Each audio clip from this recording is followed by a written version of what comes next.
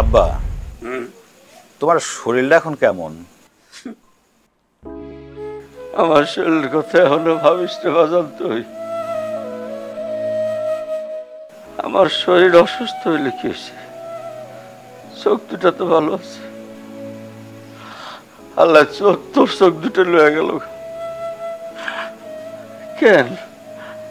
আমি পয়সা থাকতে তোর চোখ দুটো লয়ে গেল কেন? আল্লাহ আমার দুটো লয়ে গেলে ভালো হইতো। বাবা, তুমি কি ধরনের কথা বলো এগুলো? কেন বলবো না বাজান? বাজান রে, আমার এক পাও খবরে চলে গেছে। অসুখে মানুষ শুয়ে বসে দিন কাটাই। আমার তো চোখ দিয়ে কোনো কাম নাই বাজান।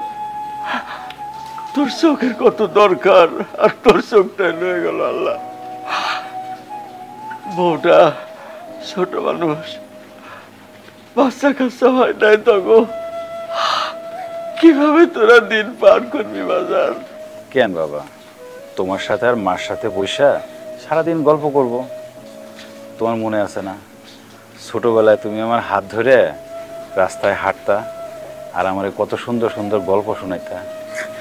এখন আমি তোমার পাশে সারাদিন বসে থাকবো, তোমার হাতটা ধরে, আর তুমি আমার গল্প শোনাইবা। না রে বাজার, না।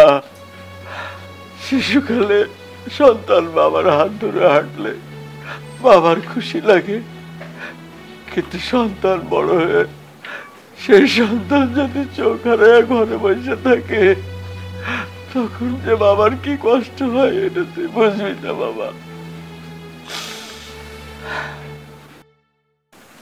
বাবা, তুমি না আমারে ছোটবেলায় শিখাইছো ভালো মন্দ যাই হোক সবসময় সত্যের সাথে থাকতে হবে, বাস্তবতার সাথে থাকতে হবে।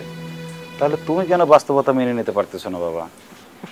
বাজার রে, বাপ হইলে বুঝতে, সন্তানের ক্ষতি হইলে বাপের মনটা কেমন করে। ও বাজার, তাও সেই সন্তান বড় হওয়ার পরে যদি অন্ধ হয়ে ঘরে বসে থাকে, বড় সন্তান যদি এই অবস্থায় যায়, তাহলে কেমন লাগে বাপের? এটা তুই বুঝবি যখন বাপ হবে, তার আগে বুঝবি না রে বাজার। বাজার, বাজার রে, আমি কই কি, আমার চোখ দুটো তোর চোখের মধ্যে লাগান যায় না বাজান? তাহলে দিয়ে দে।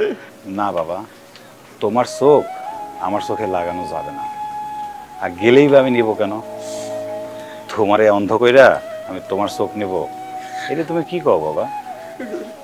বাজান রে, তুই তোর বাপের চোখ না নেস, আমার চোখ দুইটা নিয়ে যা। কি হইব এই চোখ দিয়ে? এই দুনিয়া দেখা অনেক দেখছি, জন্মের পরে থেকে দেখছি। আমি তোর বাপে সারা দুনিয়া দেখমু, আর তুই সন্তান হয়ে এরকম চুপচাপ বসে থাকবি অন্ধকারের মধ্যে? নে বাজান, তুই আমার চোখ দুইটা নে বাজান।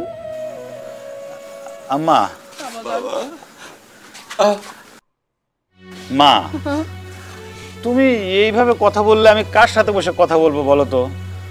তুমি একটু চুপ করে তোমরা দুজন আমার কাছে একটু বসে থাকো, আমি না তোমাদের সাথে বসে একটু কথা বলি।